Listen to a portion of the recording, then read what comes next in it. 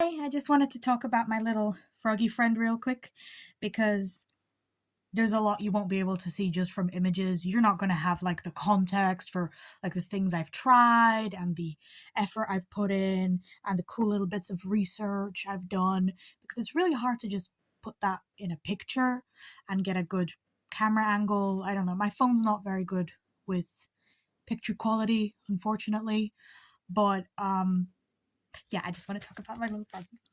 Um, so I'm so proud of how I mixed the clay colors. So this is polymer clay. I've got it from Hobbycraft.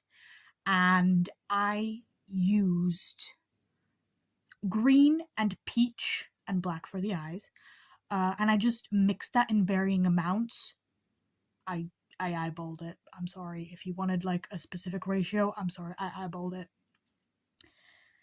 Um, but I'm really happy with how well it blended. So if you look at the hands and the feet, I don't know how well you can tell, that's pure peach for like the little fingers, and then it's slowly blended in with small amounts of this lime green, and I did like little stripes of it. So for like the belly, you've got peach, you've got peachy green, you've got green, and then you've got like the original green. And then I blended that in with my, oh, sorry, be careful. Sorry.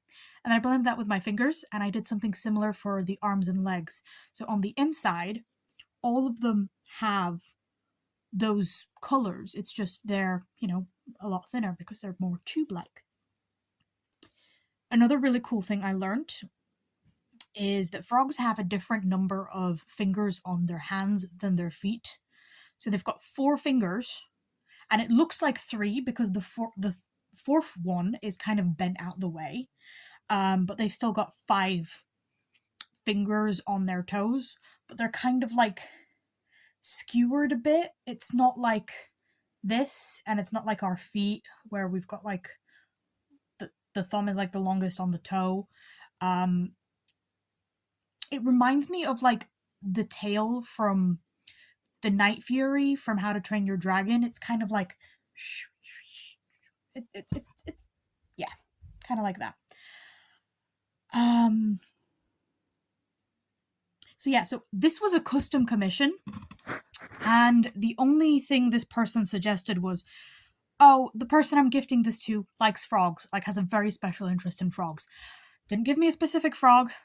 So I was like, okay, what's the most frog-like frog I can think of? And I went into Google and I just looked it up, and this one was really cute. And I thought, okay, cute frog. I think I can sculpt that. Nice color choice. Looks really, really cute. So I was like, okay, I think I can give this a go. And I spent like 4.5 hours making this entire dome. I've put in quite a bit of work that you can't see. So, for example, I carved out the cork for the LED part so it can slot in on the bottom, but I also carved out the top so that this resin lake can dip in slightly.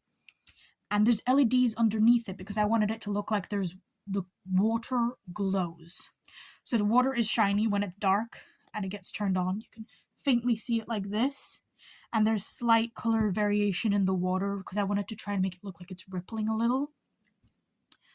Some of the extra LEDs went into the moss in the background just to give it vibes of like fireflies. And then I had 3 LEDs just in the air here because I wanted it to look like fireflies that the frog can actually try and eat. Disclaimer, I did not look up what this frog ate. I just thought it looked really cute and magical and whimsical. But yeah, I've posted like some pictures I used as references. So there's like 5-6 pictures I used as references for color, for posing. But yeah, so first time making a frog. First time I used resin for a lake. First time I did so much carving. Usually I only do the base for my LED domes because I have other domes that I've made. But this one is just so cute and so pure, and it's coated in resin as well. the final frog, because I wanted it, one, to stick to the stick, and two, I wanted it to look like it's slightly moist, because it's a frog. It lives in a very warm foresty area. Frogs like moisture. I wanted it to be slightly shiny. I even added a little bit of like pearlescent powder in green and a little in pink on the nose to like mimic that like pink blushy highlight I've seen in some of the pictures for the tree frogs. So you guys have no idea how excited I was to make it. I did unfortunately use a lot of resin. I was like, oh, it's quite a bit. I had to open the window really wide to air it out. But it was so good and it was so worth it. And I'm so happy because I love the domes I usually make. Don't get me wrong. Like, I put just as much love into these. So this one's my summer tree.